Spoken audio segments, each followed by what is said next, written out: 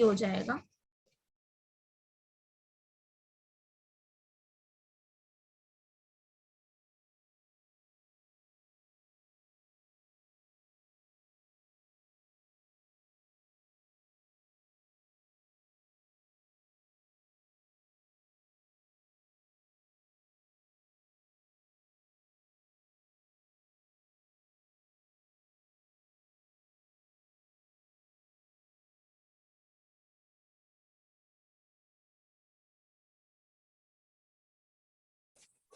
Am I audible? Yes. Yes, ma'am. Yes. I don't know, मैंने गलती से कुछ प्रेस कर दिया तो। मैम स्क्रीन शेयरिंग का ऑप्शन इसमें देना।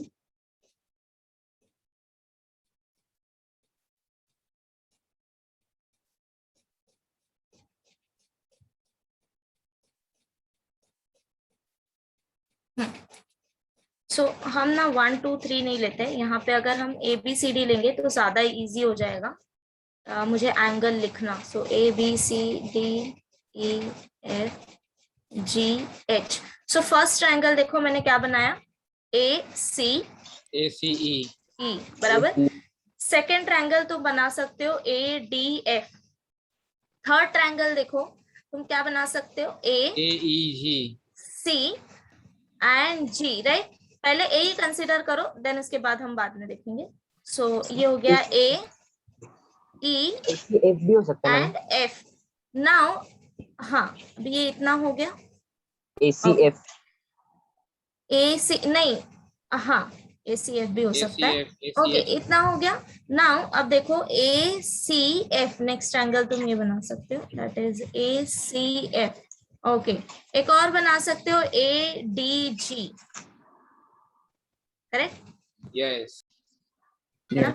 ADF. हाँ, और कुछ बना सकते हो? No. ADF नहीं बना सकते। ADF ये मैं ऑलरेडी लिख चुकी हूँ। Yes. Anything else? AEG AEG, yeah, correct. So AEG, done? Yes. ठीक है। अब देखो मैंने फर्स्ट पॉइंट A कंसिडर करके ये मैंने कितने बनाए हैं, 6। सिमिलरली अगर तुमने B को कंसिडर किया, सेम इसी तरह से तुम 6 केसेस बना सकते हो, बिकॉज ऑक्टागन है हमारे पास, राइट? सो दैट मीन्स तुम कितने ट्रायंगल बना सकते हो, 8 into 6. बट अभी इसमें एक प्रॉब्लम है। क्या है प्रॉब्लम? सी, तुमने A को कंसिडर करके ये वाला ट्रायंगल बनाया है ACE। ओके, नाउ मैं सी एंटी क्लॉकवाइज डायरेक्शन में जा रही हूँ। सो मैंने नेक्स्ट पॉइंट कंसिडर किया B, उसके बाद कंसिडर करूंगी C as a initial point. Okay, initial letters की मैं बात कर रही हूँ, ठीक है। तो मैं जब C पे आऊंगी तो मेरा एक ट्रायंगल ये भी तो बनेगा ना, दैट इज CEA, रिपीट होगा, वो इसी में कंसिडर हो जाएगा। दैट मीन्स वो रिपीट हो रहा है। अब देखो ट्रायंगल के, अब अगर मैं E में आई, E पे आने के बाद मेरा ये एक ट्रायंगल वापस से रिपीट हो जाएगा ACE। दैट मीन अब देखो ये 3 ही बार रिपीट होगा, क्यों? क्योंकि ट्रायंगल के 3 साइड होते हैं, 3 साइड से, यस, है ना। तो ये 3 बार ही रिपीट होगा। दैट मीन्स हर एक वैल्यू जो है वो 3 बार रिपीट हो रहा है और हमको वो एलिमिनेट करना है। That's why divided by 3। समझा? यस। ठीक है, या किसी को डाउट है? हाँ, यहाँ तक समझ आया कि 6 ट्रायंगल बनेंगे हर एक इनिशियल के। A के 6 बने, वैसे ही B के बनेंगे, C के बनेंगे, लाइक इसीलिए हमने 8 into 6 किया ना। डिवाइड बाय बनेगा ना, हर एक पॉइंट का बनेगा। हाँ, यस। अब देखो हम डिवाइड क्यों कर रहे हैं। फॉर एग्जाम्पल ये मैं ये वाला ट्रायंगल ले लेती हूँ ACE। ओके, तो अगर मैंने इसको CAE लिखा तब भी ये सेम ट्रायंगल ही है, राइट? यस, है ना? Yes. अगर मैंने इसको EAC लिखा तब भी ये सेम ट्रायंगल ही है, बराबर, है ना। तुम इसके और भी कॉम्बिनेशन बना सकते हो, बट हम ये 3 ही कंसिडर करेंगे बिकॉज हम एंटी क्लॉकवाइज डायरेक्शन में जा रहे हैं। तो फर्स्ट इनिशियल हमारा C हो सकता है, उसके बाद हमारा इनिशियल E हो सकता है, राइट? ADF का भी तो हो सकता है। ADF का भी 2 ऐसा केस बन सकता इसलिए हमने सबको डिवाइड बाय 3 किया है, क्योंकि ये टोटल नंबर है हमारा। समझा? है। Yes. Yes. Clear everyone? Yes. Yes, ma'am. सी प्रोबेबिलिटी के जो क्वेश्चंस होते हैं ना, उसमें हमेशा तुम फॉर्मूला नहीं यूज कर सकते। जो हम पढ़ते हैं हमेशा तुम फॉर्मूला नहीं लगा सकते। कुछ पर्टिकुलर फॉर्मूला होते हैं जो यूज कर सकते हो, लाइक बेस थ्योरम हो गया या फिर एडिशन वाले हो गए। वैसे मोस्टली बाकी तुम्हें लॉजिक यूज करना पड़ेगा, ठीक है? तो वो जैसे जैसे तुम प्रैक्टिस करते जाओगे वैसे वैसे हो जाएगा। ओके, तो अभी टॉपिक स्टार्ट करें। Yes, ma'am. Yes. Okay, so last time हमने कहाँ तक कर लिया था? क्वेश्चंस कर लिए थे, राइट? Yes. Okay, Yes. अभी स्टार्ट करेंगे आज टोटल प्रोबेबिलिटी से। सब लोग हैं साथ में? Everyone now pay attention. See total probability अभी बताने से पहले I will tell you one example and then उसके थ्रू हम लोग देखेंगे कि टोटल प्रोबेबिलिटी क्या होता है। सो फॉर एग्जांपल मेरे पास अभी 3 बैग है या फिर अर्न है। Urn is nothing but similar to bag. Okay, so suppose मेरे पास 3 बैग है, first, second and third. Okay, and consider that in first bag I have 1 white ball and 2 red ball. In second bag I have suppose 2 white ball and 3 red ball, and in third one consider 3 white ball and 4 red ball. Okay, now अगर अब मैं पूछूं find out, we are drawing 1 ball and suppose I'm asking find out that the probability of getting red ball. Okay, probability of getting red ball. पहले अगर back मैंने wait भागो नहीं। सी अगर मैंने तुमको एक ही बैग दिया होता, ओके, सपोज मेरे पास ये एक ही बैग है, इसमें मेरे पास 1 व्हाइट बॉल है एंड 4 रेड बॉल है, तो इसमें बताओ मुझे रेड बॉल आने की 4 प्रोबेबिलिटी by क्या है? 5. 4/5। क्या किया हमने?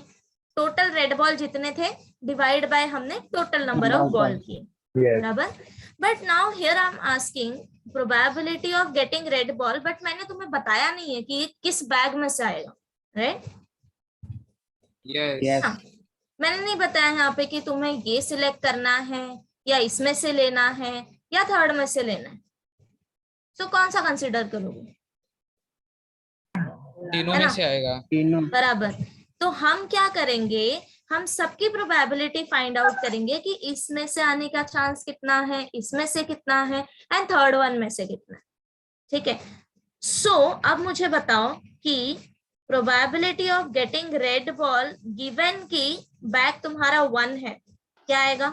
2 by 3. 2/3। Probability of getting red ball given की बैग तुम्हारा 2 है, प्रोबेबिलिटी 3 by क्या 5. आएगा? 3/5 3/5। समझा सबको? मैंने कैसे फाइंड आउट किया? Probability getting red from 3 4 by क्या आएगा? 7. 4/7। नाउ इतना होने के बाद तुम बैग भी तो चूज कर रहे हो ना, सबसे पहले तो तुम्हें वही चूज करना है। तो अब देखो मेरे पास 3 बैग है ना, एंड अभी मुझे बताया नहीं है कि किसकी प्रोबेबिलिटी ज्यादा होगी या किसकी कम होगी, तो हम सबको इक्वली लाइकली कंसिडर करेंगे। नाउ 3 में से तुम हर बारी एक बैग चूज कर रहे हो, सो प्रोबेबिलिटी ऑफ चूजिंग बैग 1 क्या आ जाएगा? 1/3। प्रोबेबिलिटी ऑफ चूजिंग बैग 2 क्या आ जाएगा? 1/3। सिमिलरली थर्ड बैग चूज करने की भी प्रोबेबिलिटी 1/3। सो यहाँ पे अब हम मल्टीप्लाई करेंगे P of 1, P of 2 plus P of 3। समझा ये कैसे किया? ये क्या आ जाएगा? 1/3 प्लस 1/3 प्लस 1/3, ठीक है? So this is nothing but your total probability. इसी को हम बोलते हैं टोटल प्रोबेबिलिटी। तो इन सी टोटल प्रोबेबिलिटी हम कब यूज करते हैं? जब सपोज कि हमें आउटकम का प्रोबेबिलिटी निकालना है, बट यू कैन ऑब्जर्व कि हमारे पास बहुत सारे वे हैं वो आउटकम फाइंड आउट करने के। Suppose this is path 1, path 2, path 3 and path 4। समझा? हमारे पास बहुत फॉर एग्जाम्पल कि तुम्हें यहाँ पे रीच करना है एंड तुम यहाँ पे खड़े हो, बट तुम्हारे पास बहुत सारे रास्ते जा रहे हैं यहाँ से, ठीक है? Suppose these are roads R1, R2, R3, okay, A to B तुम्हें जाना है. So this is your outcome. तो जब भी तुम्हें आउटकम की प्रोबेबिलिटी फाइंड आउट करनी होगी एंड तुम ऑब्जर्व कर रहे हो कि no I have so many ways, right, तो उस टाइम पे तुम्हें टोटल प्रोबेबिलिटी यूज करना है. समझा? Yes. Yes, ma'am. Okay. So formula इसका Yes, ऐसा ma'am. आता है. फॉर एग्जाम्पल, अगर तुम्हारे पास ये सारे रास्ते हैं, for example A1, A2, A3, and इसमें से तुम्हें प्रोबेबिलिटी फाइंड आउट करनी है B. So this is equal to probability of A1 into probability of B given A1 plus probability of A2, probability of B given A2 plus probability of A3, B given A3. ठीक है, ये सिर्फ मैंने 3 के लिए लिया है. For example ये n नंबर ऑफ के लिए ट्रू है, सो ये आ जाएगा probability of A n into probability of B given AN. Clear? Yes. Yes, ma'am. सबको समझा कैसे करना है? Yes. Yes. तो अभी प्रॉब्लम करते हैं solve. So just a minute, let me.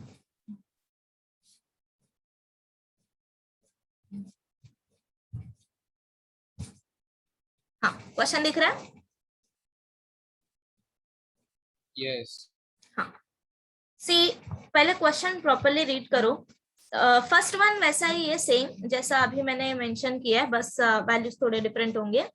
So suppose there are 3 urns containing 2 white, 3 black, 3 white, 2 black. So ये तुम्हें रिस्पेक्टिवली कंसिडर करना है, ठीक है? There is equal probability of each urn being chosen. One ball is drawn from an urn chosen at random. The probability that a white ball is drawn. तो that means अब तुम्हें क्या करना है, प्रोबेबिलिटी ऑफ W, ये तुम्हें find out करना है. ओके, सो सॉल्व करना स्टार्ट करो एंड मुझे फाइनल आंसर बताओ क्या है.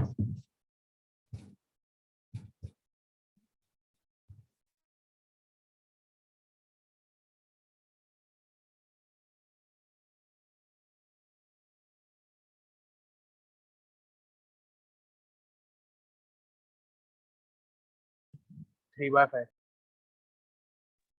करेक्ट.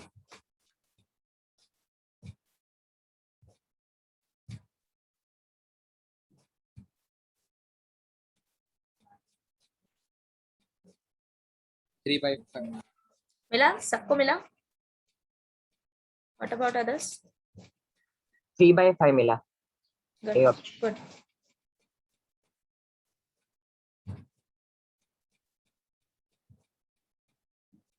मानस मिला 3 by 5? Kinjal, what about others? Yes ma'am 3 by 5 मिला. गुड. ओके, करें आगे? हो गया ना सबका? कोई ऐसा है जिसको नहीं आ रहा है? नेक्स्ट पे जाते हैं. या नाउ सी, अभी क्वेश्चन थोड़ा डिफरेंट है, so think about it. But same way से करना है. सेम हमें 3 अर्न्स दिए हैं एंड कुछ बॉल्स मेंशन किए हैं. There is equal probability of each urn being chosen. One ball is drawn from an urn chosen at random. The probability that a white ball is drawn is k by 15. Find the value of k. अब देखो, तुम्हें इसकी probability दी है, probability that a white ball is drawn is k by 15, but k के terms में दिया है, बराबर? तो हमें इसका एक्चुअल वैल्यू फाइंड आउट करना पड़ेगा, राइट? इसका एक्चुअल वैल्यू फाइंड आउट करके कंपेयर करो k by 15 से and then find out k. Ma'am 9 मिला. करेक्ट. ये सेम प्रॉब्लम है जो तुमने अभी ऊपर Yes, किया है ma'am. एंड तुमने Yes. उसका प्रोबेबिलिटी फाइंड आउट किया है already. Probability of finding this white ball is 3 by 5, बराबर? And equal Yes. To, this is given as k by 15. So directly k का वैल्यू फाइंड आउट करो. So समझ रहे हो क्वेश्चन कैसे कैसे आ सकते हैं? Yes. Next one.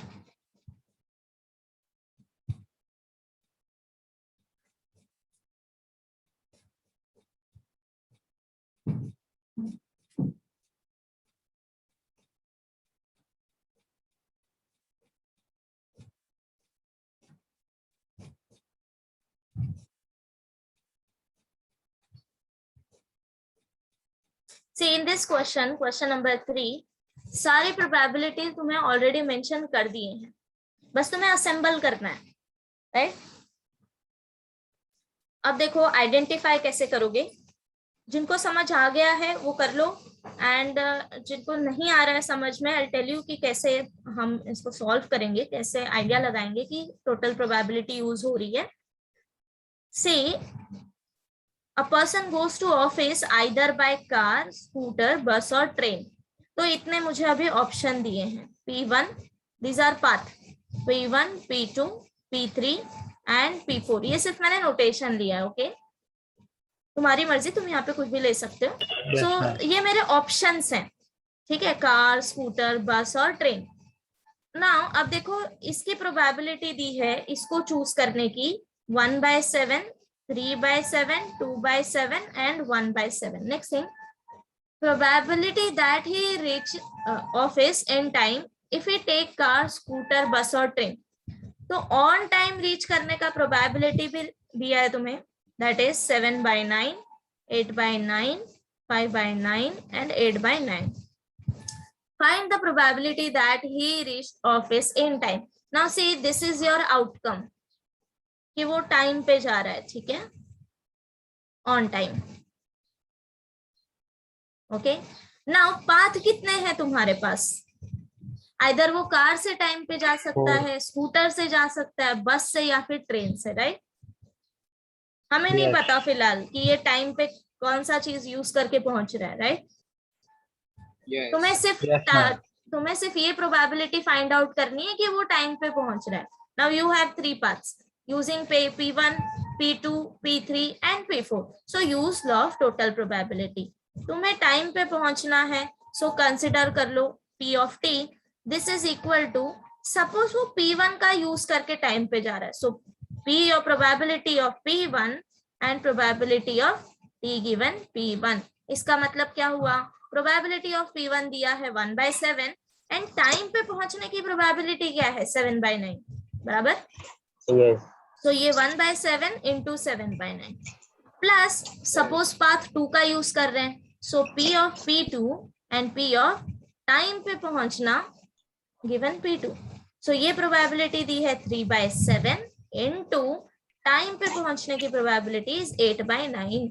सिमिलरली हम बाकी भी दोनों को मल्टीप्लाई ऐड कर लेंगे। तो अब तुम्हें या आंसर क्या है? 49/43, करेक्ट। सो बस इतना ही करना है, मल्टीप्लाई ऐड। आंसर क्या है? A. बराबर मिला सबको? Yes. ओके, अब देखो यही सेम क्वेश्चन अगर मैंने थोड़ा मॉडिफाई कर दिया, this one, question number 4, properly read करो, डिफरेंस क्या है दोनों में। पहले रीड कर लो, देन बता। कॉम्प्लीमेंट देना पड़ेगा, बराबर। Yes. प्रचित समझा तेरे को? प्रचित are you here? Poonam?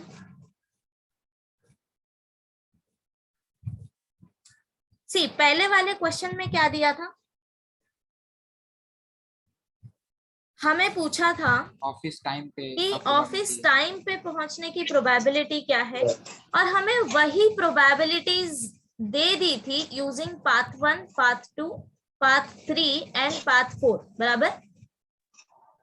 yes, using path 1 इसकी प्रोबेबिलिटी दी थी, यूजिंग पाथ 2 इसकी भी प्रोबेबिलिटी दी थी, and similarly for others too. But यहाँ पे देखो प्रोबेबिलिटी किसकी दी है? Probability that he reaches office late, मतलब कि यहाँ पे तुम्हें लेट का प्रोबेबिलिटी दी है, टाइम पे पहुंचने की प्रोबेबिलिटी नहीं दी है, बराबर? कॉम्प्लीमेंट निकालने का। हाँ, तो हम क्या करेंगे? सबसे पहले नो, अब देखो तुम लास्ट में कॉम्प्लीमेंट निकालोगे या पहले? देखो सी मैं नोटेशन लिखती हूँ, पहले निकालना पड़ेगा। पहले अब मैं नोटेशन लिख रही हूँ, इससे तुम्हें पता चलेगा कि तुम्हें पहले निकालना है या बाद में निकालना है। ओके, तो पहले तो मुझे ये बताओ, ये नोटेशन समझ आया मैंने जो लिखे हैं? Yes. ठीक है। So according to total law of probability, इसका फॉर्मूला क्या आएगा? P of P1, P of T given P1। T हम given P1. T given P1 use करेंगे, हम L given P1 नहीं यूज कर लेंगे। Yes. है ना? तो हम यहां से सबसे पहले ये फाइंड आउट करेंगे। 1 minus 9. तो P of T given P1 कि वो ऑफिस टाइम पे पहुंच रहा है, इसका प्रोबेबिलिटी क्या आएगा? 1 माइनस कि वो लेट ऑफिस पहुंच रहा है, complement. So this is equal to 1 minus 2 by 9, which is equal to 7 by 9. तो ये क्या आ जाएगा? हम डायरेक्ट Similarly, प्रोबेबिलिटी लेट का निकाला और लास्ट में 1 माइनस लेट किया तो डायरेक्ट टाइम पे ऐसा कर सकते हैं। ओके, अब हाँ तुम ऐसे भी कर सकते हो,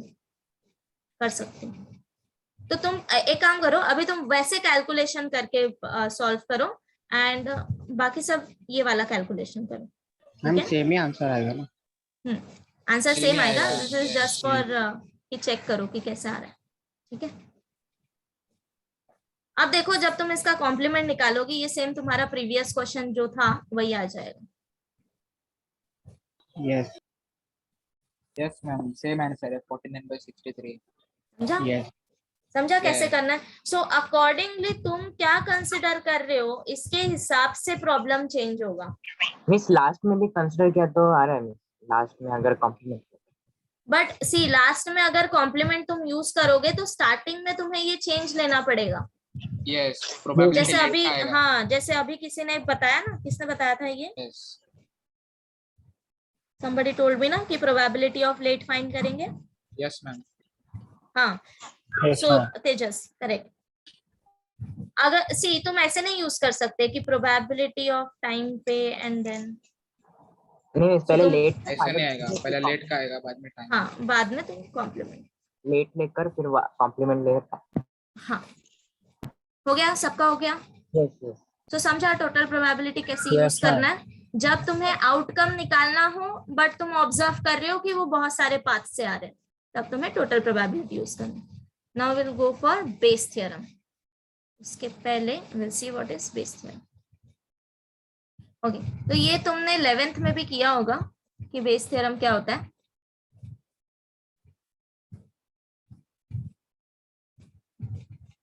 कंसिडर दिस सेम एग्जांपल जो मैंने यहाँ पे लिखा है।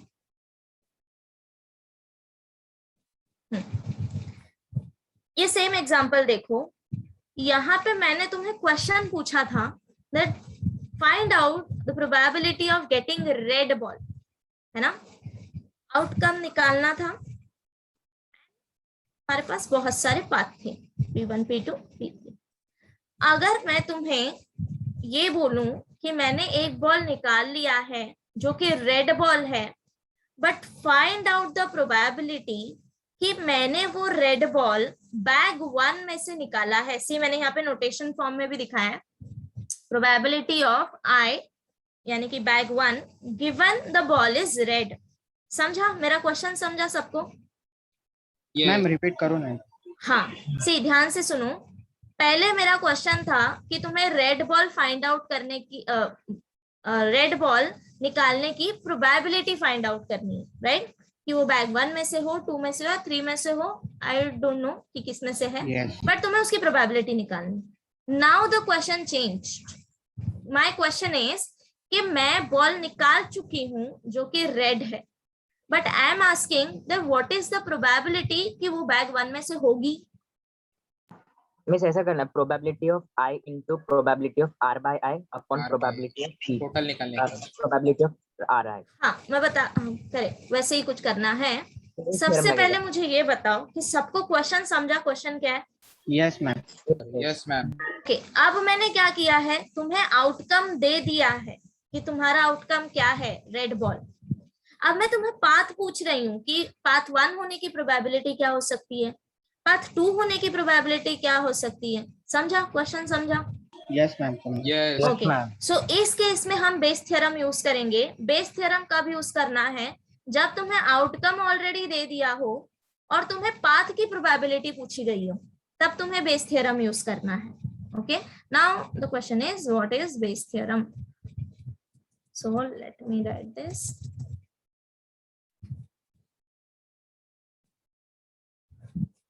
See, Bayes theorem is probability of, suppose तुम्हारे पास बहुत सारे पाथ हैं A1, A2 and so N up to AN. ये तुम्हारे पाथ हैं, ठीक है. So probability of AI given की B तुम्हारा आउटकम है, this is same as, see AI मैंने क्यों लिया है, I here 1, 2 and so N up to N. ये तुम्हारा N. कोई भी वैल्यू हो सकता है. मैं कोई भी पाथ का प्रोबेबिलिटी पूछ सकती हूँ ना तुमसे, तो इसलिए मैंने Yes. AI कंसिडर कर लिया ना. फॉर्मूला कैसे याद रखोगे, दो पार्ट में डिवाइड करना है, न्यूमरेटर एंड डिनोमिनेटर. हम न्यूमरेटर याद रखेंगे, डिनोमिनेटर अपने आप तुम्हें याद हो जाएगा कि क्या रखना है, ठीक है. सो न्यूमरेटर में क्या करना है, ये जो तुम्हें कंडीशनल प्रोबेबिलिटी दी है ना, इसी को तुम्हें उल्टा करना है, ठीक है.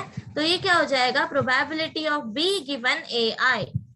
और इसके बाद तो तुम्हें पता है इसके साथ तुम कॉम्बिनेशन में क्या लेते हो, जो लेफ्ट राइट हैंड साइड में होता है. So probability of AI. इतना समझा. Yes. अब एक Yes. बार तुम्हें न्यूमरेटर मिल गया, डिनोमिनेटर में तुम्हें क्या करना है, अब यहाँ पे देखो मेरे पास n नंबर ऑफ पाथ हैं, तो तुम्हें यही सेम जो मैंने कॉम्बिनेशन लिखा है, ये तुम्हें हर एक वैल्यू के लिए लिखना है. A1 plus A2 and so on up to AN including this value. समझा, जितने भी वैल्यू होंगे वो सब लिखना है. फॉर एग्जाम्पल कि सपोज अभी तुम्हारे पास सिर्फ 3 पाथ हैं, A1, A2, A3. अगर मुझे प्रोबेबिलिटी फाइंड आउट करना है कि जो मैं आउटकम निकाल रही हूँ वो पाथ A2 से हो, तो फॉर्मूला कैसे लिखोगे, न्यूमरेटर एंड डिनोमिनेटर में डिवाइड करो. न्यूमरेटर क्या आएगा, इसको चेंज कर दो. सो probability of B given A2, इसके साथ हम हमेशा लेते हैं राइट हैंड साइड में जो वैल्यू होती है. अब देखो तुम्हें ये वैल्यू तो यहाँ पे इंक्लूड करना ही करना है, जो तुमने न्यूमरेटर में लिखा है वो वापस डिनोमिनेटर में लिख दो, और इसके साथ बाकी जितने भी पाथ हैं उस सब का भी तुम्हें लिखना है. So probability of B given A1, probability of A1. अब क्या रह गया, सिर्फ पाथ 3 रह गया. सो B given A3, probability of A3. Yes. समझा फॉर्मूला कैसे लिखना है. Yes, ma'am. Yes, ma'am. Okay, अभी प्रॉब्लम करते हैं. Yes, ma'am. हाँ, सी मैंने सेम टाइप का क्वेश्चन दिया है, अभी बस तुम्हें सॉल्व करना है. अब देखो यहाँ पे क्वेश्चन रीड करो, यहाँ तक तो तुम्हें इंफॉर्मेशन दी है कि किसमें कितने बॉल हैं. Then there is equal probability of each urn being chosen. That means कि P of I equal to P of 2 equal to P of 3 is equal to 1/3. ये हो गया. Now one ball is drawn from an urn chosen at random and it happened to be white. ये तुम्हें already दे दिया है यहाँ पे outcome कि हमें व्हाइट बॉल मिल रहा है. Okay, then probability that it come from urn 1. दैट मीन्स तुम्हें क्या करना है, यहाँ पे अब देखो प्रोबेबिलिटी ऑफ व्हाइट बॉल ये दिया है, वो अर्न 1 में से है, ये तुम्हें फाइंड आउट करना है. ठीक है, समझा. Yes. तो सबसे पहले ma'am. क्या करना ना, बेस थ्योरम यूज करने से पहले उसको नोटेशन फॉर्म में कन्वर्ट करना. बिकॉज सी बेस थ्योरम में ना नोटेशन ज्यादा मीन्स वैल्यू देते हैं, बिकॉज नोटेशन फॉर्म में लिखने के बाद ना कंफ्यूजन नहीं होता है. तो तुम्हें क्या करना है, आई टेल यू, कि जो आउटकम दिया होगा उसको तो तुम कोई भी नोटेशन ले लो. सपोज यहाँ पे वाइट दिया है इसलिए मैंने W ले लिया. नाउ पाथ को तुम हर बारी कंसिडर कर लो A1, A2, A3. ओके, यहाँ पे अभी 1, 2, 3 दिया है इसीलिए तुम यहाँ पे इजीली डिनोट कर सकते हो, बट कभी कभी थोड़े कॉम्प्लिकेटेड थिंग्स भी होते हैं. तो नोटेशन हमेशा पाथ का A1, A2, A3, suppose A4 ऐसे कंसिडर कर लेना. अभी यहाँ पे 3 है तो मैं A1, A2, A3 लेती हूँ. ठीक है, इसके बाद जो तुमसे पूछा है वो तुम पहले लिख लो. सो प्रोबेबिलिटी ऑफ A1 से पूछा हमें व्हाइट बॉल, ये तुम्हें फाइंड आउट करना है. ओके, इतना होने के बाद इसको अभी तुम एक्सचेंज करो तो ये क्या आ जाएगा, probability of W given A1, right. इसके साथ तुम बाकी सारे वैल्यू भी फाइंड आउट कर लो।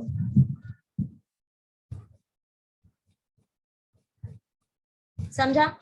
ये सारे वैल्यू ma'am. कलेक्ट करने के बाद तुम अपना फॉर्मूला आगे अप्लाई करो, तब कंफ्यूजन नहीं होगा। तो बेस थ्योरम में सबसे पहले क्या करोगे, जो भी तुम्हारे पाथ है उसको नोटेशन फॉर्म में लिख लो, जो तुम्हें चाहिए वो पहले लिखो, उसके बाद इसके अकॉर्डिंगली जो जो वैल्यू तुम्हें चाहिए वो पहले लिख लो, देन डायरेक्टली फॉर्मूला अप्लाई करो। ठीक है, आप करोगे solve?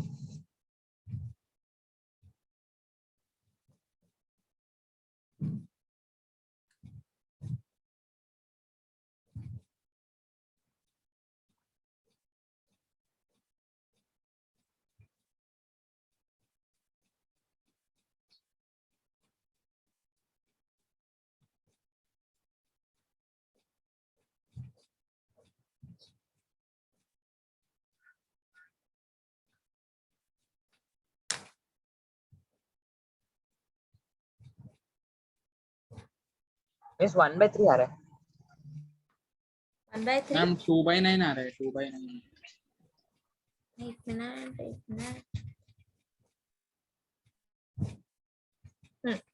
Probability of white ball from A1 कितना आएगा, 2/5, फ्रॉम A2 3/5, 3/5, 4/5। एंड यहाँ से 4/5। 4/5, राइट। एंड देन ये तो हमें ऑलरेडी दिया है, probability of A1 equal to A2 1/3। Equal to 3, yes. 3/5 मिलेगा प्रोबेबिलिटी ऑफ व्हाइट बॉल। मैंने ऑप्शंस गलत दिए क्या? एक मिनट। मैम 2/9 मिल गया। प्रोबेबिलिटी ऑफ, अभी हमें क्या पूछा है, A1 गिवन W, तो यहाँ पे अब हम इसको उल्टा करेंगे, that means W W given given A1 ये हमारा न्यूमरेटर में आएगा, तो मैं सी डायरेक्टली कैसे वैल्यू लिख रही हूँ। ओके, अब तुम्हारा हर एक के साथ कॉम्बिनेशन बनाना है, सो न्यूमरेटर वाला तो रिपीट होगा ही, plus 3/5 into 1/3 plus 4/5 into 1/3। 1/3 you can see that कि 1/3 कॉमन है, Yes. तो ये कैंसिल हो जाएगा। This is equal to 2/5 divided by 4, 7, 9/5, 9/5, this 2/9, is equal to 2/9। 2/9। ठीक है, ओके, तो यहाँ पे ऑप्शंस की मिस्टेक हुई है, चेंज दिस, कोई भी एक ऑप्शन ले लो, 2/9 मिला, सबको मिला? यस। Yes, ma'am.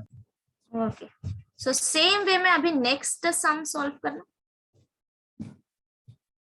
बट थोड़ा केयरफुली रीड करना, ये जेईई मेन में आया था 2018 में।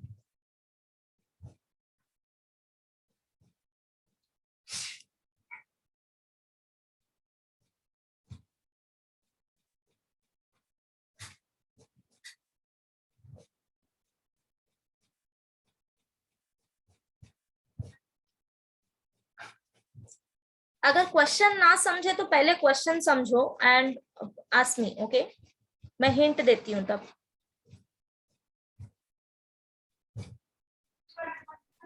अक्षय समझ रहा है तेरे को क्या हो रहा है?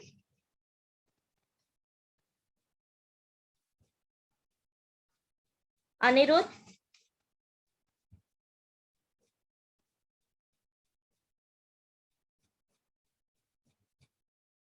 दर्शना,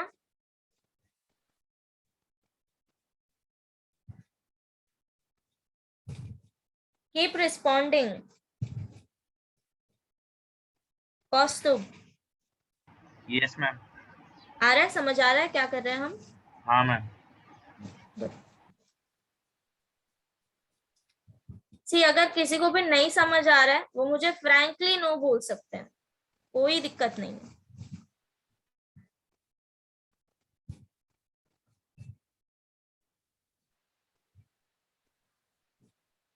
अच्छा मुझे ये बताओ, क्वेश्चन समझ आया क्या? अजिंक्य, हर्ष,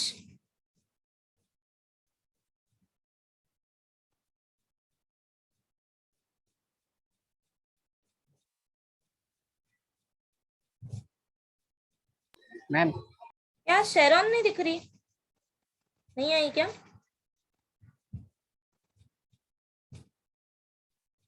मैम इसको दो इसमें कैसे यूज दो इसमें करने का। को हाँ हाँ दो इसमें कैसे यूज करने का बेस थ्योरम को? हाँ सी, अब हमें क्या करना है, दो बॉल ड्रॉ करना है ना। सी ड्रॉ तो बॉल ही करना है हमें। If two ball are drawn at random, अब देखो ये इंपॉर्टेंट है, विदाउट रिप्लेसमेंट, राइट। तुम्हें टाइप्स ऑफ बॉल कितने दिए हैं, red, 3 White? White red black. Black. दो बॉल कौन से चूज करने हैं ये तुम्हें बता दिया गया है, white and red. so choose white one and then red red one, ठीक है। अब तुमसे पूछा है then the probability that both ball are drawn from box B, so अब तुम्हारे पास A और B दो बॉक्स है, तो मैं इसको अलग नोटेशन नहीं ले रही, यही मेरे पास है A and B, राइट। तुम्हें प्रोबेबिलिटी ऑफ, एक मिनट, ये नहीं निकालना, प्रोबेबिलिटी ऑफ बॉल ड्रॉ निकालना है, गिवन की बॉक्स तुम्हारा बी है, राइट। ये तुम्हें फाइंड आउट करना। तो अब देखो, ये फाइंड आउट करने के लिए तुम्हें ये चाहिए होगा कि तुम बॉल ड्रॉ कर रहे हो फ्रॉम ए एंड तुम बॉल ड्रॉ कर रहे हो फ्रॉम बी, बराबर। ये तुम्हें दोनों चाहिए। अब देखो इसमें से तुम्हें दो बॉल ड्रॉ करना है, right. So first ball draw करने की प्रोबेबिलिटी क्या होगी, व्हाइट बॉल ड्रॉ करने की प्रोबेबिलिटी क्या होगी,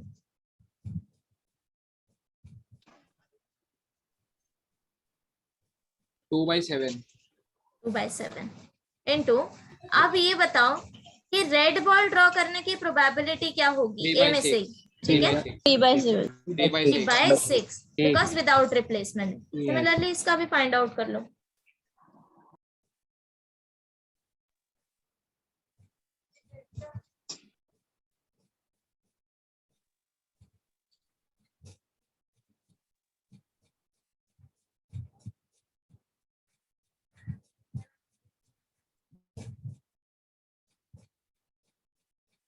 इसमें एक तीसरा केस नहीं आएगा, मतलब एक ए से भी कौन निकला सा? और एक बॉल में से भी आएगा। एक बॉल ए से निकला और बी बॉल, और दूसरा बॉल बी से निकला। एक मिनट,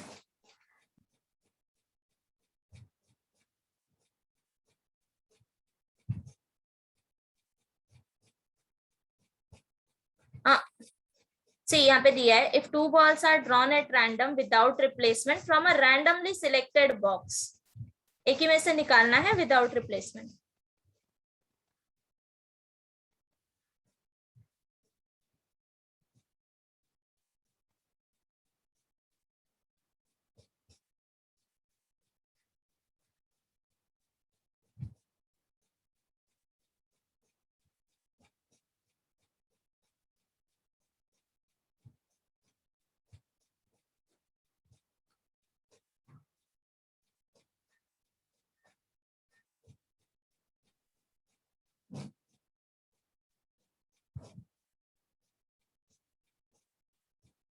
क्या मिला आंसर,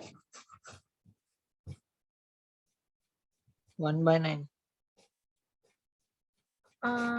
नहीं, हम 16/9 आ रहा है।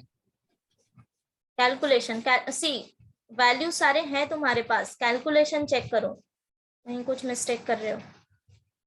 7/16। 7/16,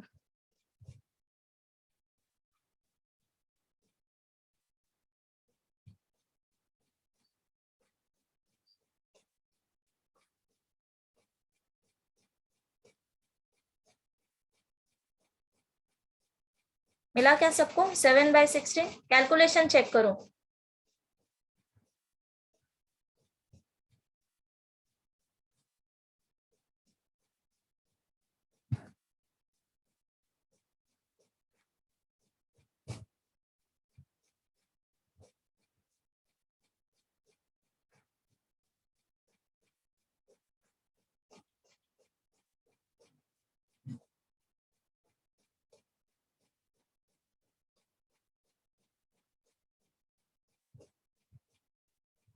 में 7/16 आ रहा है, 14/32, मतलब 7 मिला। सी, मैंने यहाँ पे कैलकुलेशन भी किया है, जिसको अगर प्रॉब्लम हो रही है कैलकुलेशन में तो चेक कर लो। सी, ये हाफ हाफ हाफ तो कैंसिल हो जाएगा, नाउ बचा क्या 1/9 डिवाइडेड बाय 16/9 into 7, तो ये 9 कैंसिल हो जाएगा।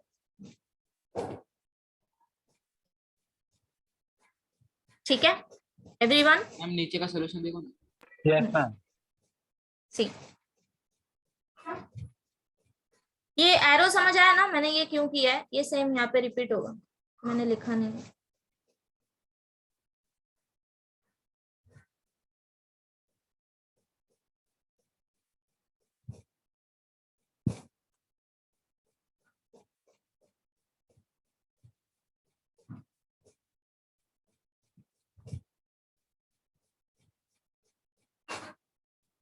डन।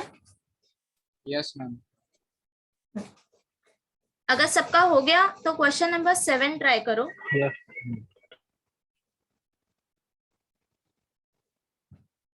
ये भी जेई का ही क्वेश्चन है, पास्ट ईयर।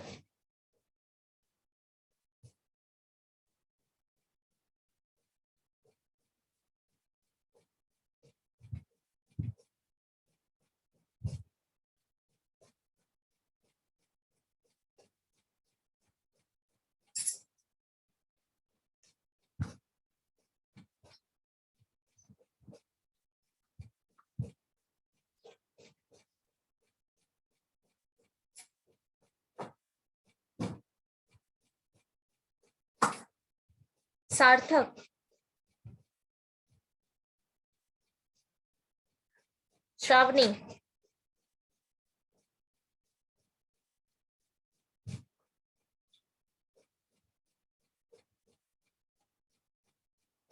सागर,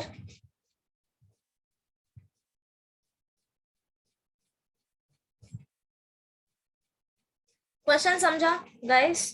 क्वेश्चन समझ आया Yes, क्या ma'am. है? ट्राई करो, सॉल्व करने की कोशिश करो।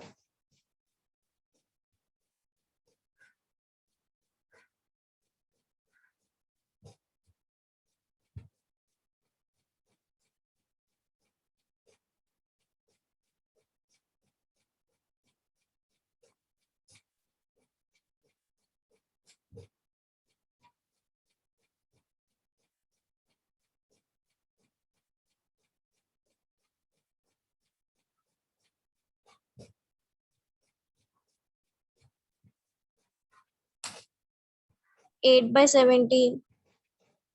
8/17 किसने बताया ये? किंजल। या किंजल, मुझे थोड़ा सा बताओगे कैसे किया? मैम उन्होंने बोला है कि नॉन प्राइम नंबर सिलेक्ट किया तो बॉक्स 1 में 10 प्राइम नंबर है तो उसको कैंसिल करके प्रोबेबिलिटी मिला 20/30। बराबर। सिमिलरली सेकेंड बॉक्स में भी मुझे प्रोबेबिलिटी मिला 15/20। फिर फॉर्मूला में सब्स्टिट्यूट किया। बराबर। सो ये हो जाएगा फॉर्मूला, राइट? सबको ये मिला फॉर्मूला में सब्स्टिट्यूट करने के बाद। Yes, ma'am. जिसको कंफ्यूजन है, Ma'am, confusion. Sameer.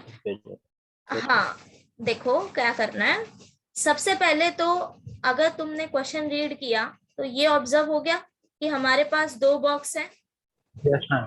First is box 1 and then 2। अब देखो इसके अंदर क्या है, फर्स्ट 1 के अंदर है हमारे पास टोटल नंबर कार्ड दे दिए हैं, 30 कार्ड है हमारे पास 1 से लेके 30 नंबर के।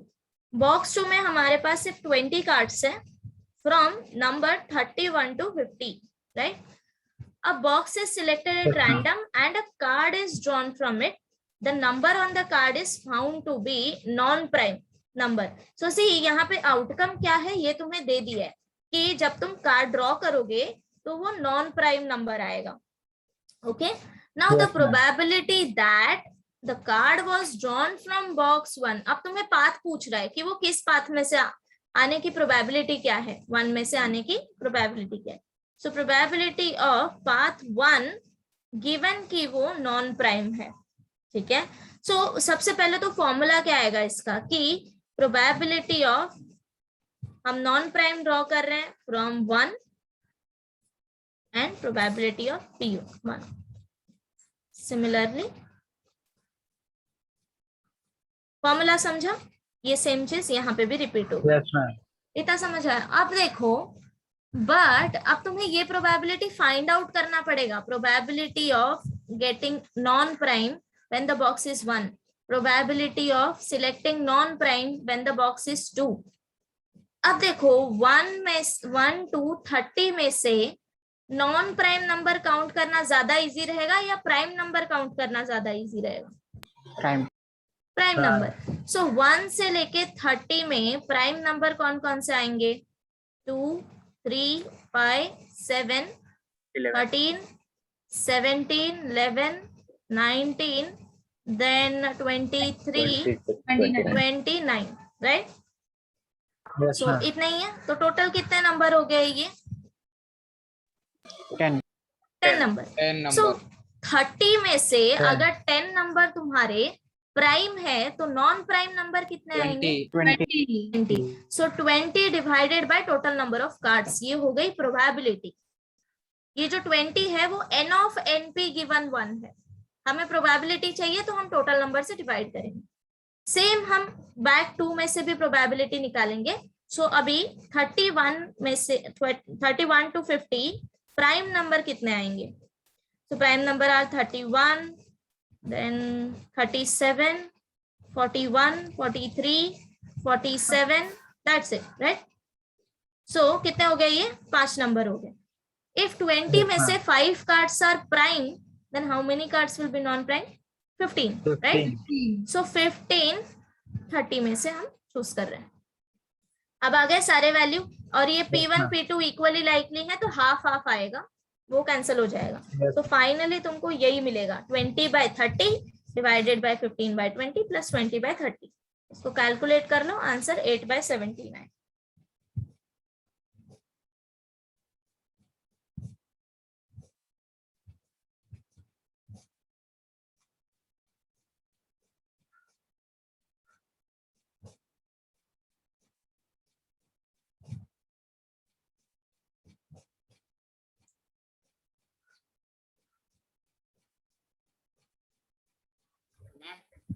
हाँ, अगर वो इधर 30-20 कार्ड्स दिया, अगर ज्यादा कार्ड्स दिया रहता 100 कार्ड्स 200 कार्ड्स, तो उसके अंदर से प्राइम नंबर्स कैसे निकलेंगे? कभी भी अरे डोंट वरी, क्वेश्चन हमेशा ऐसे फ्रेम होते हैं जिसको तुम सॉल्व कर सको। अब तुम्हें 500 नंबर थोड़ी देंगे उसमें से नॉन प्राइम निकालने, यस यस है ना?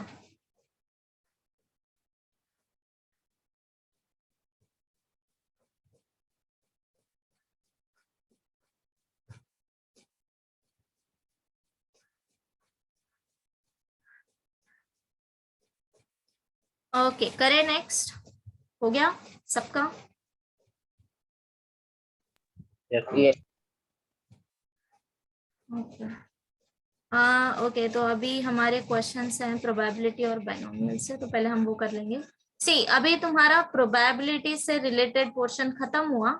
Now will go for probability distribution. So fresh topic से रिसेंटली हमने किया हुआ है, I hope you remember. So हम क्विकली रिवाइज करेंगे अभी। Start from random variable. So सबको पता है रैंडम वेरिएबल क्या होता है? Yes. Yes, ma'am. Yes. From sample space to real real number. Number numbers. Okay, कितने पार्ट में डिवाइड होता है? 2 parts, 2 parts. Discrete random variable,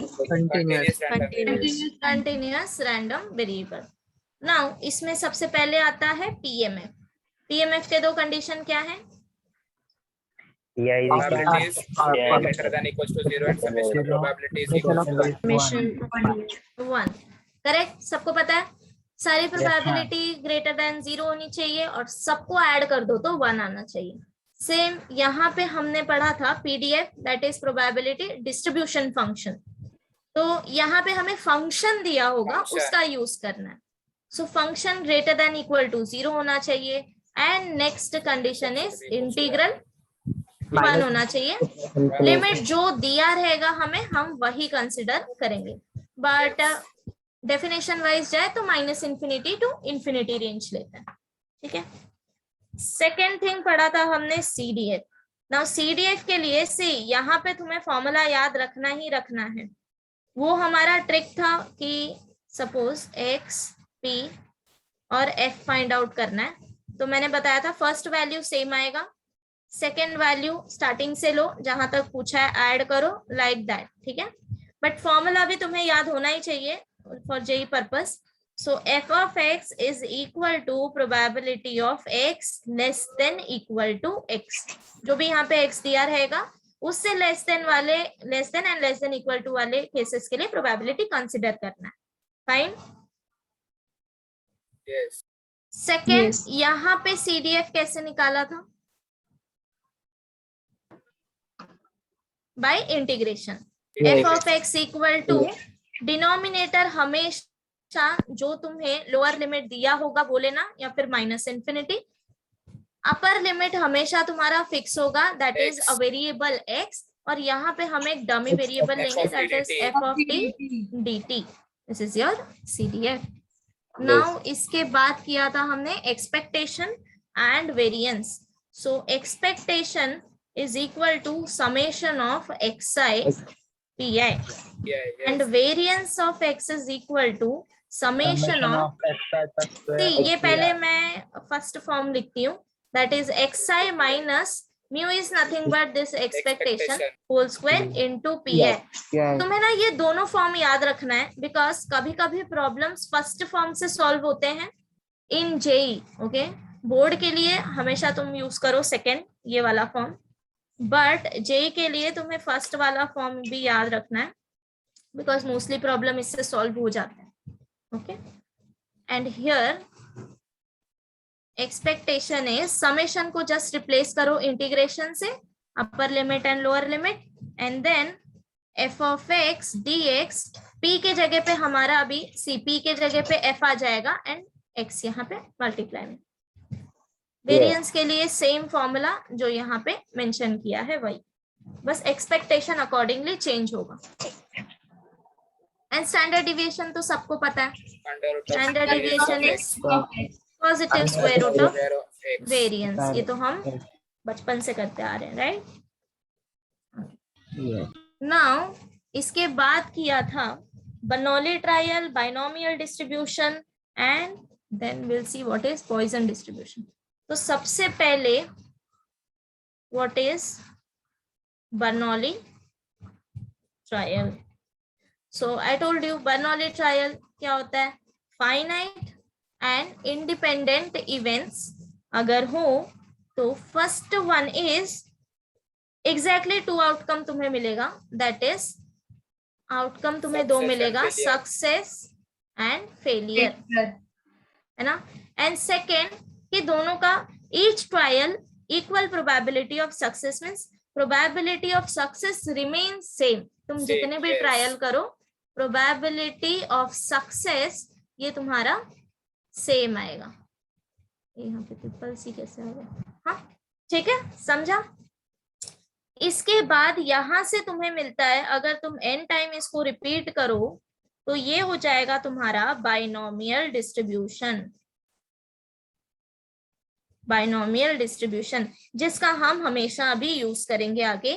सो बाइनोमियल डिस्ट्रीब्यूशन में पीएमएफ का फॉर्मूला क्या होता है, probability of x equal to x is equal to NCx p raised to x q raised to n minus x, where p is probability of success.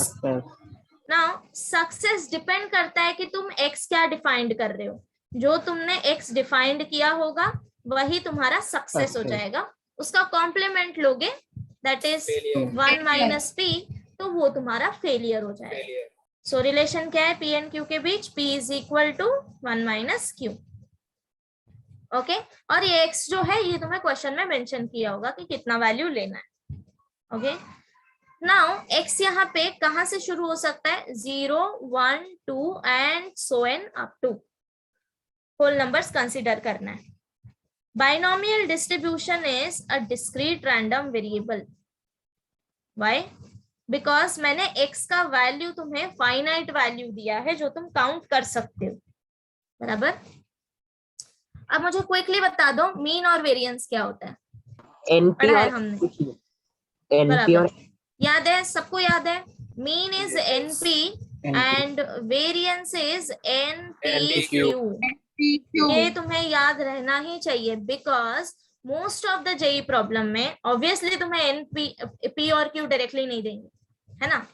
सो वो लोग mean and variance mention करते हैं। Now it's your duty to calculate n p and q. तो उसके लिए mean और variance तो पता होना चाहिए ना क्या होता है, तो ये हमेशा याद रखो। Yes. ओके, आफ्टर दिस ये था तुम्हारा बोर्ड वाला पोर्शन जो हमने ऑलरेडी किया हुआ है। इसके बाद आता है हमारा पॉइजन डिस्ट्रीब्यूशन। पॉइजन डिस्ट्रीब्यूशन सी, अगर बाइनोमियल डिस्ट्रीब्यूशन में तुमने n लार्ज लिया है, ठीक है, अगर बाइनोमियल डिस्ट्रीब्यूशन में if you take n as a large number, for example 100 ले लो, 200 ले लो, like that, if n is large number and probability जो है वो लगभग तुम्हारा इक्वल टू 0 के आसपास आएगा, means if n tends to infinity and p tends to 0 type situation. समझा तुमको? ये दो समझा मैंने क्या बोला अभी? कंडीशन ये है कि सपोज प्रॉब्लम तुम्हें ऐसा लग रहा है कि this is binomial distribution but n is very large, for example n is 200, n is 300, अगर ऐसा केस आ गया, ओके यहाँ पे तो नॉर्मली तुम्हें n क्या दिया होता है, suppose n is 50, n is 10, n is 20, like that. अब तक तुमने ऐसे ही केसेस देखे ना। सपोज की बाइनोमियल डिस्ट्रीब्यूशन में n is very large, for example 200, 300, 1000, okay ये केस को मैंने कंसिडर कर लिया n टेंस टू इंफिनिटी, इतना समझा? Yes. And p tends to 0 means p लगभग तुम्हारा ऐसे होगा, suppose p 0.001, 0.002 like that, okay.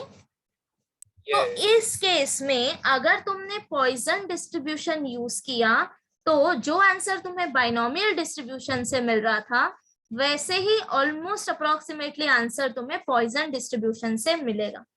So for a large n binomial distribution follows probability Poisson distribution। समझा क्या बोला मैंने? Yes, ma'am. For a large n and small p, जो calculation, जो वैल्यू तुम्हें इस कैलकुलेशन से मिल रहा था बाइनोमियल डिस्ट्रीब्यूशन से, अप्रोक्सीमेटली वही आंसर तुम्हें पॉइजन डिस्ट्रीब्यूशन से मिल जाएगा। So for a large n binomial distribution follows Poisson distribution, okay. अब पॉइजन डिस्ट्रीब्यूशन में पैरामीटर हम क्या कंसिडर करेंगे? Lambda. Lambda is a parameter which is almost equal to n into p, okay. Binomial में parameter क्या थे? nx n no n था p, parameter याद रखो np। यस। इन बाइनोमियल पैरामीटर्स क्या थे? n and p। पॉइजन में पैरामीटर होगा लैम्डा एंड पीएमएफ क्या आएगा?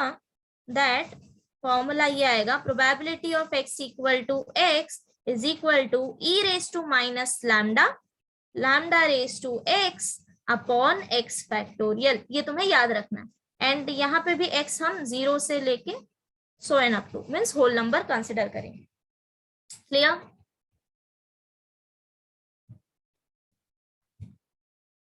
गाइस वो लैम्डा np लिखा है वो बता। हाँ, लैम्डा np लिखा है वो बता।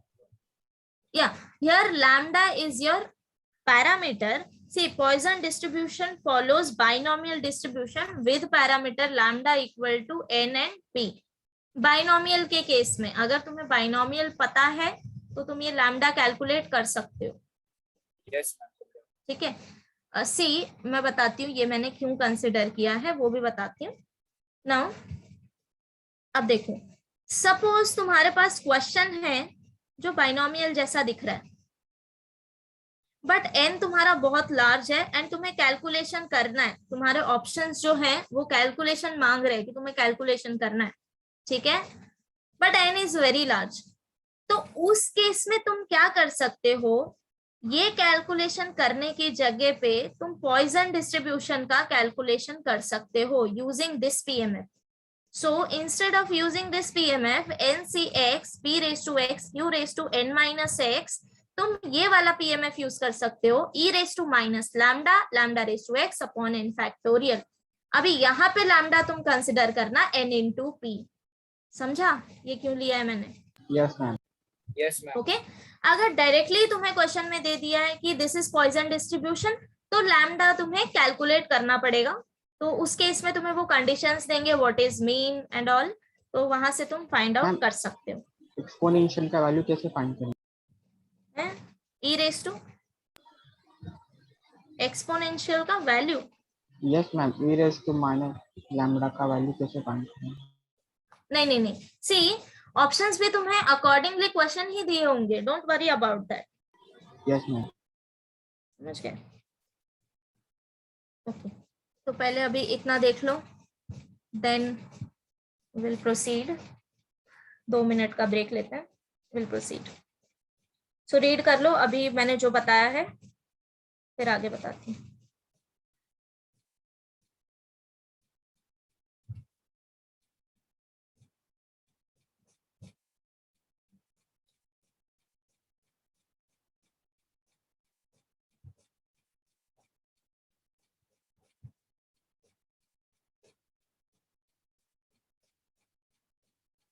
मैम ये एक बार वापस बताओ ना.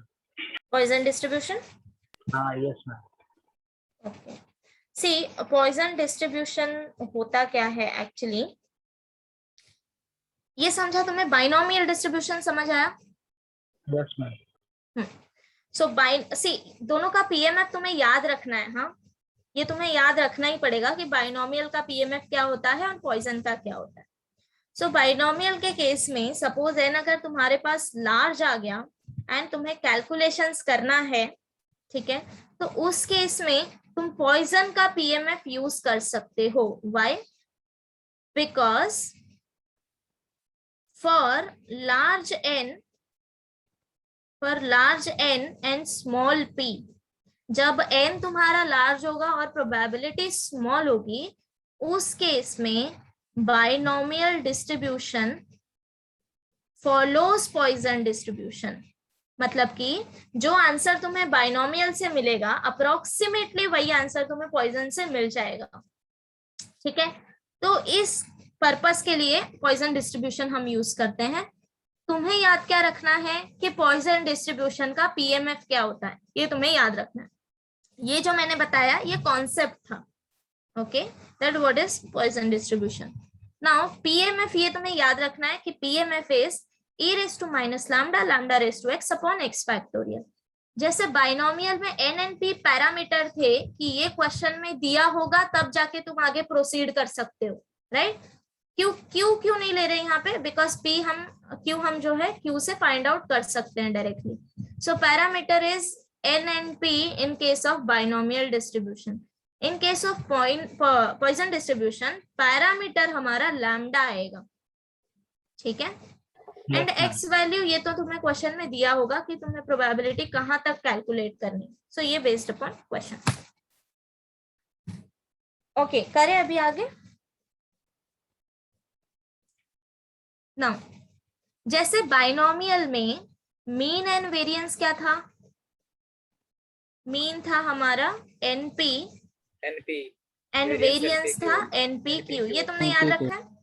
वैसे ही पॉइजन में भी तुम्हें याद रखना है, बट यहाँ पे थोड़ा सिंपल है बिकॉज मीन एंड वेरिएंस दोनों सेम है. Mean and variance equal to lambda आएगा जो तुम्हारा पैरामीटर है. तो सम टाइम क्वेश्चंस ऐसे भी होते हैं कि तुम्हें डायरेक्टली पैरामीटर नहीं दिया है but they are asking probability. तो अब तुम्हें ये फॉर्मूला यूज करना है जो मैंने यहाँ पे लिखा है इक्वेशन 1, ये तुम्हें यूज करना है, but you don't know what is lambda, right?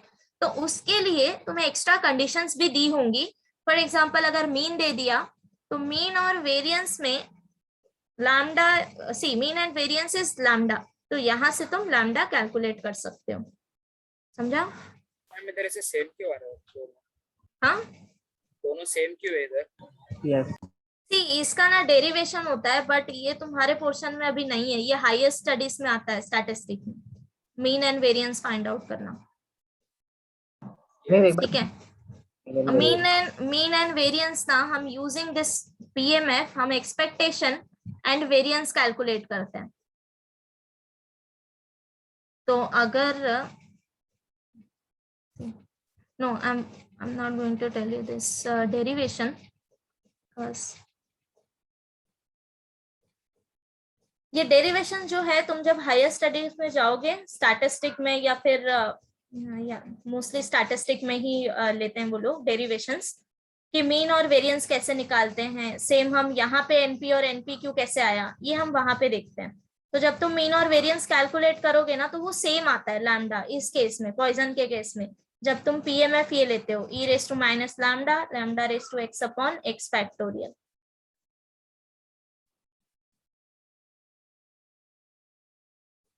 समझा क्या?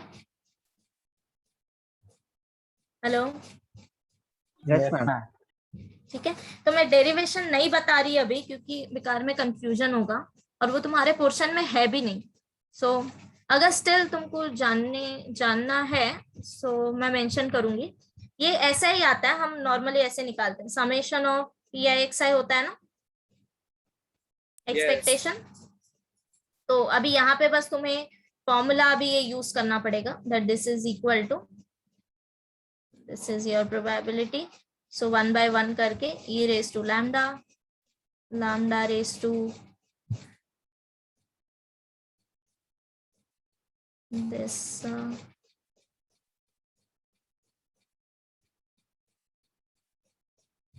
हर एक वैल्यू के लिए ना तुम्हें यहाँ पे प्रोबेबिलिटी निकालनी होगी। Suppose x1 divided by x1 factorial like that, ऐसा डेरिवेशन होता है इसका। Yes. Now I'll tell you one more distribution, फिर हम ये हमारा जो concepts वाला बेस्ड है खत्म हो जाएगा। One more distribution that is okay, इससे पहले एक और चीज बताना है, नोट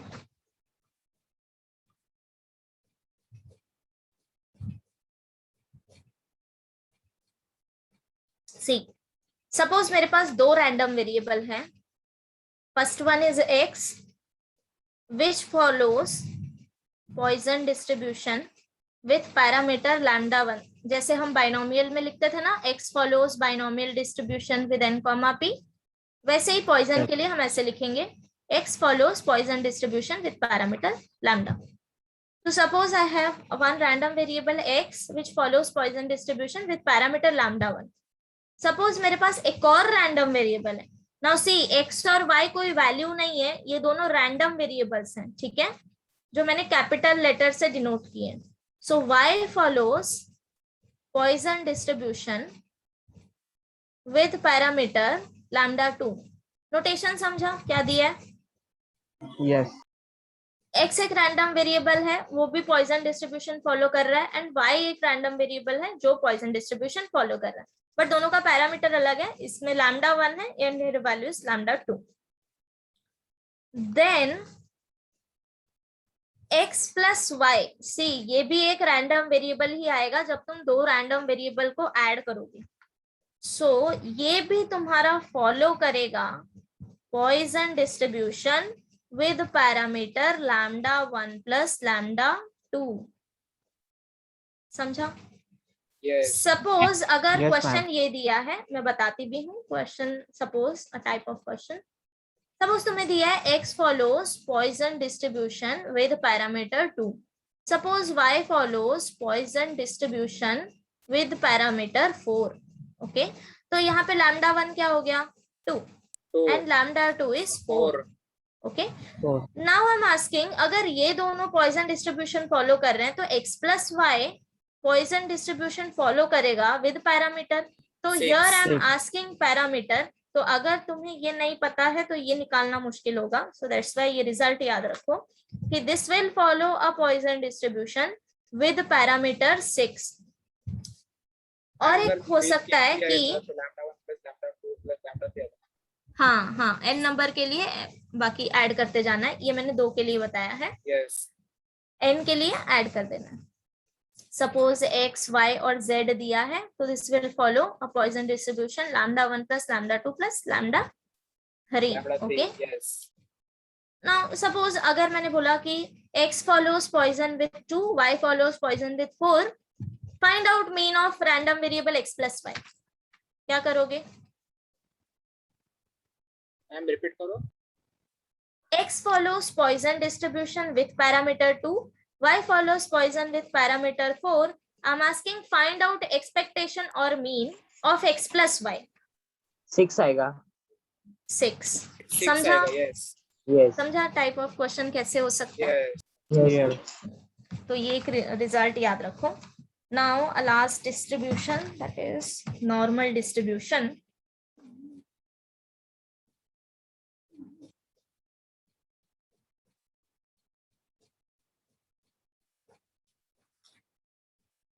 थर्ड वन,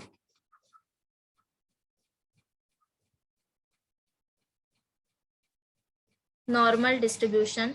सी मोस्टली तुम्हें बाइनोमियल से ही क्वेश्चन आते हैं जेई में, बट ये भी पढ़ लो, आ सकता है। सो पॉइजन नॉर्मल डिस्ट्रीब्यूशन में notation is x follows, capital N लिखना है नॉर्मल डिस्ट्रीब्यूशन, पैरामीटर आएगा mu and sigma square. Okay, normal distribution में पैरामीटर्स आएगा mu and sigma square. Normal distribution is continuous random variable. ऊपर जो हमने 2 डिस्ट्रीब्यूशन पढ़े थे वो डिस्क्रीट थे, बिकॉज वहां पे x का वैल्यू जो था वो 0 से स्टार्ट हो रहा था and so N up to, right, finite number of value लेंगे। Normal distribution is continuous random variable. यहाँ पे अभी x का वैल्यू तुम्हारा आएगा रेंज में, दैट इज -∞ to ∞। तो यहाँ पे हम PMF नहीं, यहाँ पे हम PDF डिफाइंड करेंगे, समझा? yes है ना? सो PDF, अभी देखो PMF डिफाइन करते टाइम हम प्रोबेबिलिटी डिफाइंड कर रहे थे, this yes P of x equal to x, but हमने ये पढ़ा है कि कॉन्टिन्यूअस के केस में हम क्या डिफाइन करते हैं? function function. So function here f of x is equal to, ये तुम्हें याद रखना है, 1/सिग्मा रूट ऑफ 2 पाई, थोड़ा सा बड़ा है, e raised to minus x minus mu whole square divided by 2 sigma square. Ma'am ये e डिनोमिनेटर में नहीं, ये एक्सपोनेंशियल है, पावर में है ये। अगर तुम्हें ऐसे कंफ्यूजन हो रहा है ना तो इसको ऐसे लिखो, sigma 2 pi exponential of minus x minus mu whole square divided by 2 sigma square. ये e रेज टू पावर है, ठीक है, ये मल्टीप्लीकेशन में है एंड देन ये e रेज टू पावर है। 1/सिग्मा root of 2 pi multiplied with e raise to minus x minus mu whole square upon 2 sigma square, ये होता है फंक्शन। अब मीन इसका होता है, जो तुम्हारे पैरामीटर दिए हैं वही, mean is mu and variance is sigma square, that's it. यही रहेगा हमेशा। हाँ यही रहेगा, यही तुम्हारा फंक्शन आएगा फॉर नॉर्मल डिस्ट्रीब्यूशन। Yes. ठीक है, yes मैम तो यही डिस्ट्रीब्यूशंस है, मेन डिस्ट्रीब्यूशंस जो तुम्हें याद रखना है। बाकी तुम्हारे क्वेश्चन में नहीं है अभी। म्यू कैसे ढूंढना? म्यू। हाँ ए म्यू एंड सिग्मा तुमको दिया होगा, don't worry. Yes. Otherwise mean और वेरिएंस मेंशन करा होगा। सी मैंने यहाँ पे मीन और वेरिएंस लिखा है ना, यही तुम्हारे पैरामीटर होते हैं, yes ठीक है। तो तुम हमेशा ये याद रखना, तुम्हें क्या याद रखना है तीनों डिस्ट्रीब्यूशन में, PMF, PDF, mean and variance, इतना याद होना चाहिए। ओके, तो अभी मैं चार्ट भी ड्रॉ करती हूँ, शॉर्टली हम रिवाइज कर लेंगे। तो हमने 3 डिस्ट्रीब्यूशन पढ़े। First one is binomial distribution, x follows binomial distribution with parameter n, p, and then PMF इसका क्या था? NCX P raised to X Q raised to Q raised to N minus X. X का value important है यहाँ पे, 0 से लेके हम स्टार्ट करते हैं. नाउ मीन यहाँ पे था NP एंड वेरिएंस था NPQ. ओके, इसके बाद हमने पढ़ा Poisson distribution for large N. Binomial follows Poisson distribution. Poisson distribution notation, X follows Poisson with parameter lambda. X यहाँ पे सेम फिर से 0 से स्टार्ट होगा एंड दिस इज डिस्क्रीट, तो हम PMF लिखेंगे e raised to minus lambda, lambda raised to x upon x factorial. Mean and variance यहाँ पे सेम आएगा, that is lambda. Okay, final normal distribution. X follows normal distribution with parameter mu and sigma square. X यहाँ पे range आएगा minus infinity to infinity. That means this is continuous. तो अब यहाँ पे हम फंक्शन लिखेंगे. F of x is 1 upon sigma root of 2 pi into e raised to minus x minus mu whole square upon 2 sigma square. And here mean is mu, variance is sigma square. Clear? See एक साथ तुमको नहीं याद होगा but concept समझ लो, बाद में तुम रिवाइज करोगे हर बारी तो ये याद होने लगेगा. ठीक है? Yes ma'am. Yes. ओके, तो अभी यहाँ पे तुम्हारा कॉन्सेप्ट खत्म होता है. So will go for some questions. पक्का सबका हो गया? रीड करने के लिए टाइम चाहिए, so take 2 minutes if you want. भागना नहीं है हमें, आराम से चलेंगे.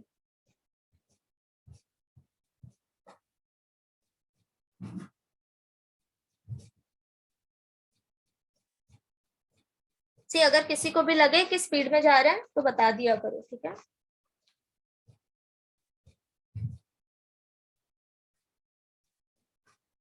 Avantika, is it clear? Yes, ma'am. Okay.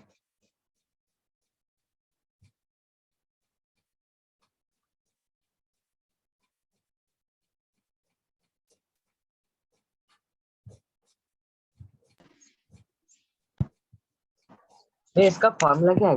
ऐसा probability at least 2 of ABC occur.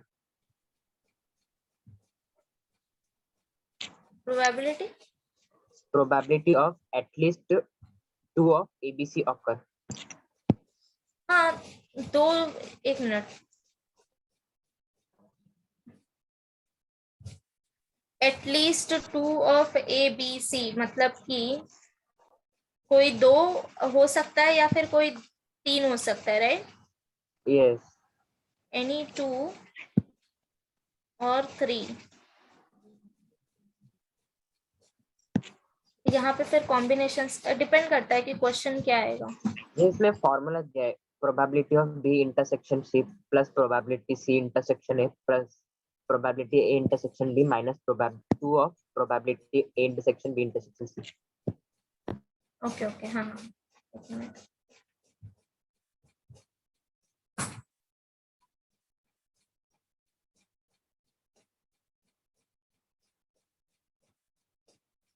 Okay, event में से लेना है ना?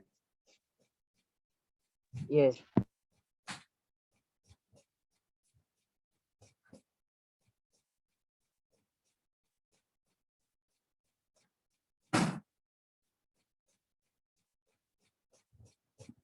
फिर से बोलना. प्रोबेबिलिटी ऑफ क्या पूछा? Probability of at least 2 of ABC occur. At least 2 of ABC occur.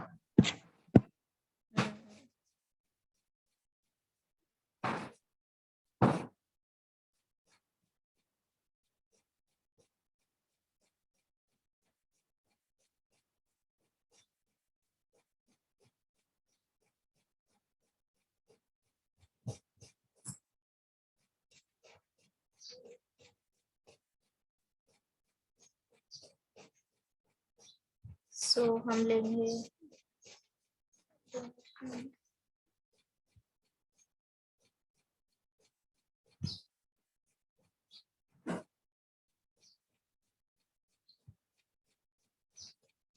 Ma'am both में ए बी बी सी और ए सी आएगा.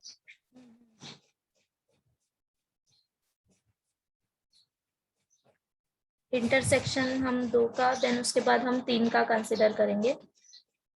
एटलीस्ट एबीसी अकर मींस सो फर्स्ट आ जाएगा at least.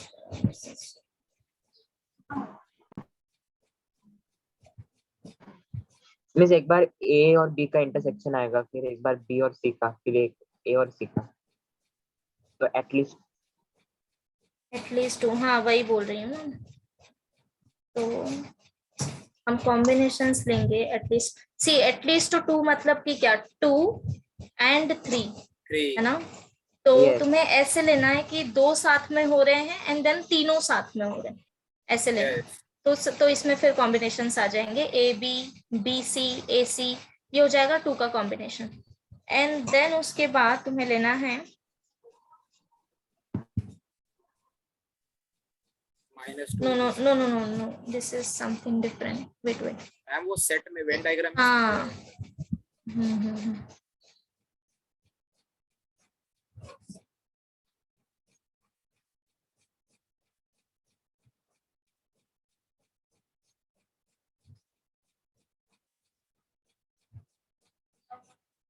At least 2 of A B C occur. वैसे इसका ना direct formula भी होता है, P of A intersection B plus P of B intersection C plus P of A intersection C. Then उसके बाद हम शायद माइनस करते हैं P of यहाँ पे कुछ नंबर होता है 3 या 2 होता है, 2 into P of A B C intersection. इधर 2 आएगा. This is 2. Yes. So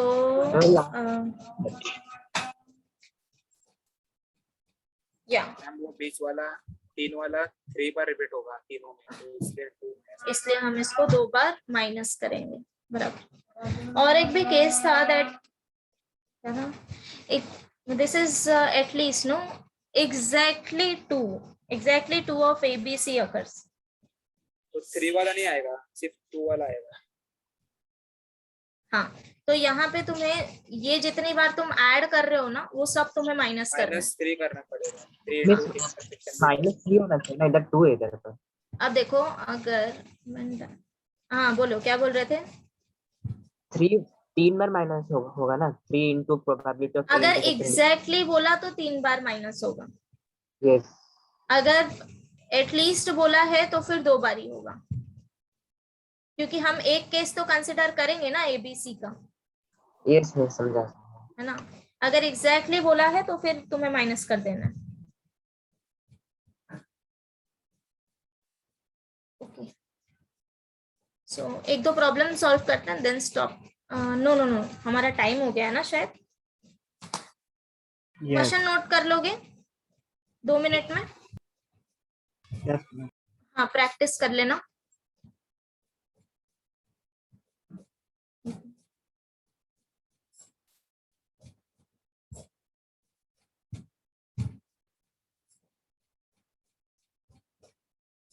या otherwise I will do one thing, मैं इसी में ना मेंशन करके तुमको ये सेंड करती हूँ.